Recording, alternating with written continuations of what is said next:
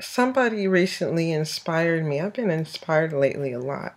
Somebody inspired me to make a follow-up video to a video that I made a very long time ago, about a year ago, called Trans Women Are Not Female.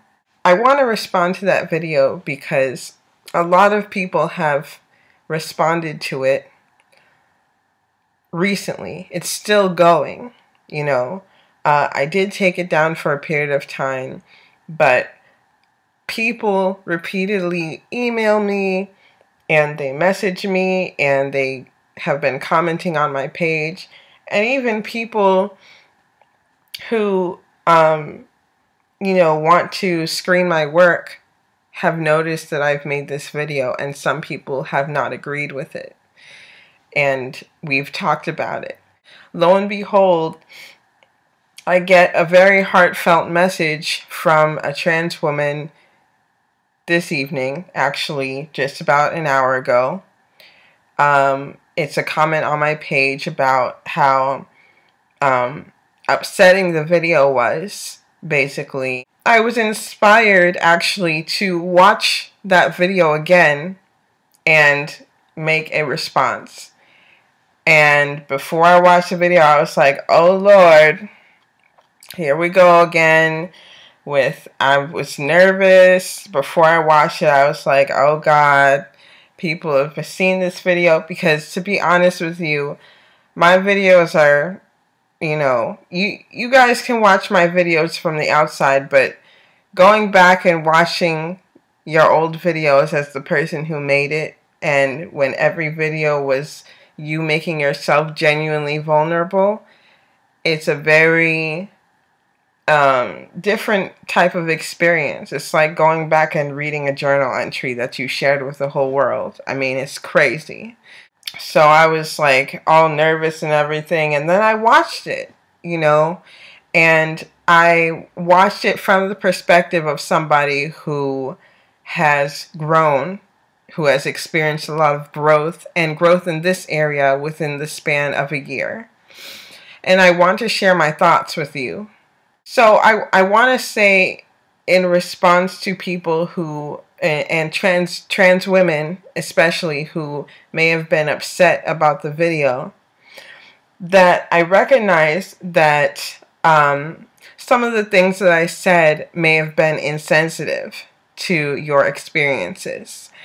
And I recognize that with my delivery and some of the things that I said, while it made sense and it may have been logically correct, it lacks some sort of a very deep sense of compassion for trans women's experiences. Because to be honest, I was not really on that level then.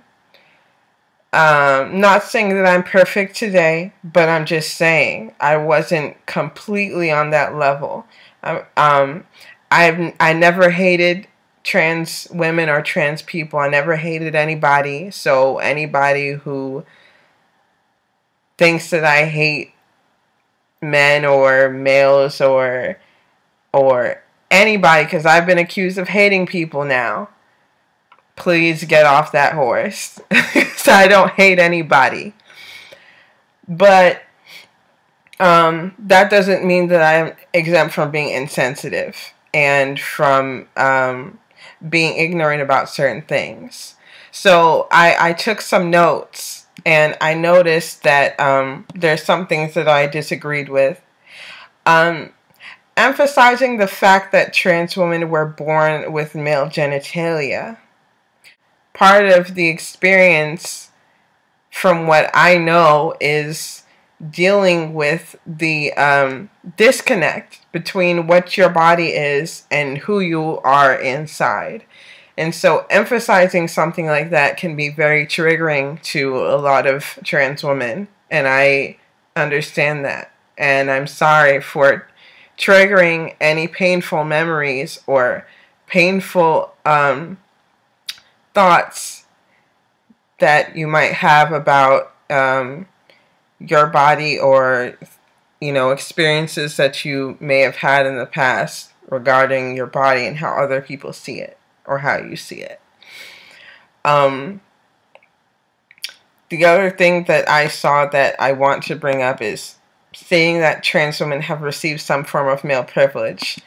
And I put a note there that says, yeah, but because male privilege is nuanced and complicated, and there are conditions to receive the full breadth of male privilege. So, yes, you may receive some sort of male privilege as a child, you know, blah, blah, blah. You know, you don't get treated the same way girls do, but then it's also not the same thing, because for you, as somebody who does not even feel like a boy, it's not entirely a privilege.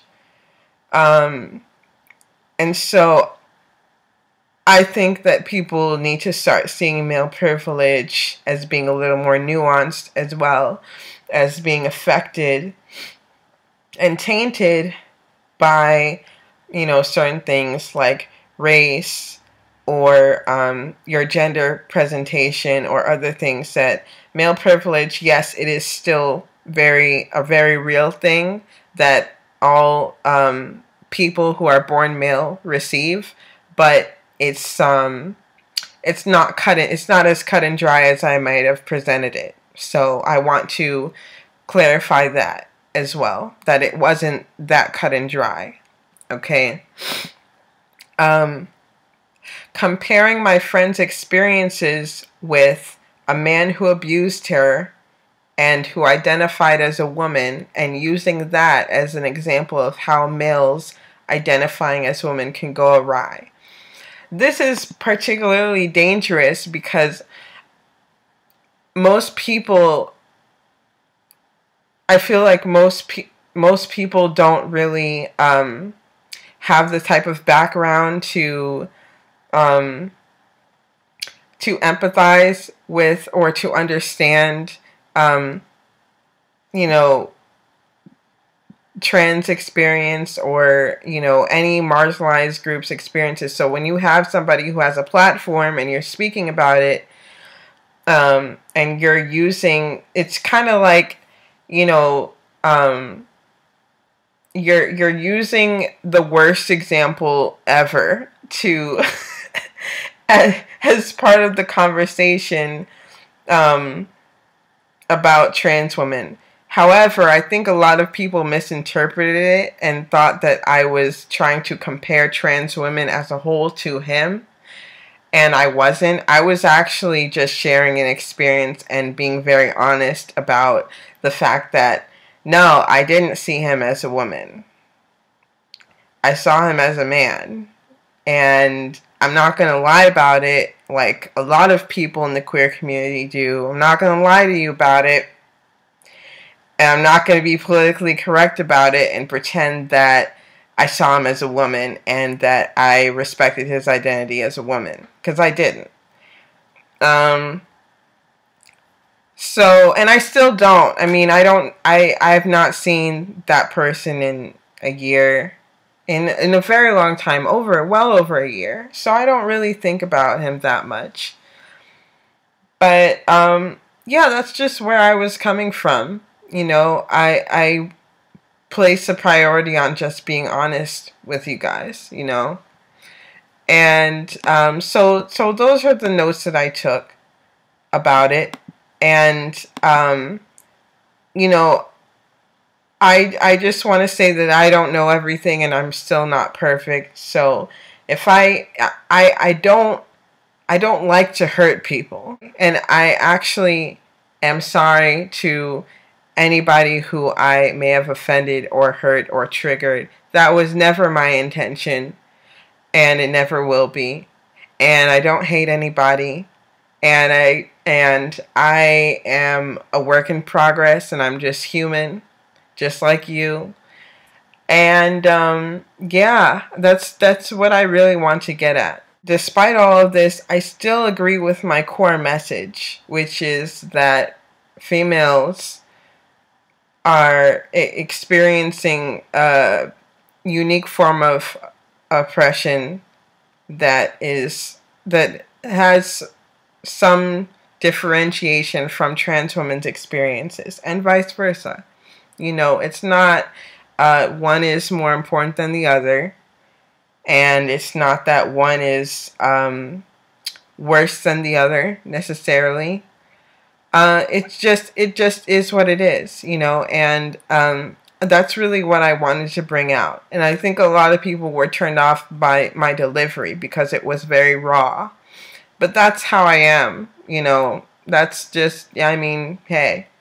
I want to say that I still agree with my core message, because not just because of the issues that I state, but as for me, even learning more about how females are treated as a class, and also how this feeds into animals, and you know, non-human animals, I should say, and how females are exploited for their reproductive system and used as breeders. But females as a class down here and are exploited for our reproductive organs, our system, in different ways. And for animals, that will look like, you know, most of the 10 billion animals that are sent through factory farms, most of them are female. They are exploited for their reproductive system. So I see a lot of female exploitation. I got a lot of mixed reactions from trans women from that video.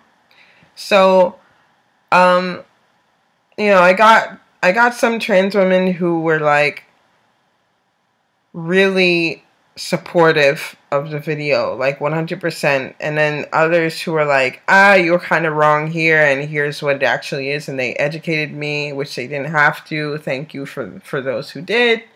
You didn't have to do that. And then I got a lot of people who were like very angry and upset about it, and who spouted off, and you know, it is what it is, you know. And I want to say that, you know, for people who criticize me for making that video, and who said that, you know, who think that I shouldn't have made it or something, I can tell you that, you know, putting yourself out there is a way to receive information. If I hadn't made that video, I would not have learned what I know today. You know, I learned a lot from the people who responded to that video, and the people who emailed me after watching that video. And for people who are asking me why I disable comments, you know, I'm not going to sacrifice my emotional and mental health for anybody online. You're free. You are more than welcome. You know, I didn't have to put the video back up, but, you know, because I didn't really necessarily at that time want to, but I did it anyway because I want to be honest about who I am. And I want to be honest about where I've been, even if I change. And I don't want to hold any shame about the things that I've said. You know, that doesn't mean that I can't be accountable for them, but, you know, I am not obligated to leave comments available for anybody. You know, I will not sacrifice, you know, my sanity just so that people can comment on a video. And the people who are requesting that of me are also very insensitive, and those people, honestly, those people don't care about me, and they don't care about my well-being. And so, you know, I'm not going to really bother with them, but at the same time, you know, it's really a form of entitlement to feel that you can dictate what I do with my video, or that, you know, if you want if you want to, why don't you make your own video and put yourself out there in the same way that I have? And then you can then decide if you would like to receive a constant stream of hateful emails. You know, you can do that for yourself. That's fine. But to try to dictate what I do and, you know, the choices that I make that are for my well-being, you know, I don't respect that, and I don't accept it. And I don't accept that, you know, I have to always leave comments available for people to take me seriously. If people don't want to take me seriously, then that's their problem. You know, I take myself seriously. Not too seriously, but, you know, if people don't want to take me seriously, then, you know, based on something very superficial and, you know, something that is not even that big of a deal, that is not even their business, then, you know, I think personally that's like somebody trying to belittle me into, you know, or manipulate me into doing what will benefit them, while on the other hand it does not benefit me. And so I will not enable comments on that video, because I now have up to 10,000 something views on that video, which I didn't know about before. I will not enable comments. And this is my video response. This is my explanation for why I received a lot of racist and fucked up comments on that video. And I am not obligated to endure that every morning, just for anybody or for any reason or ever, because it doesn't make me happy, and I want to do things that make me happy. So I hope this helped, and yeah, that's pretty much it. Peace.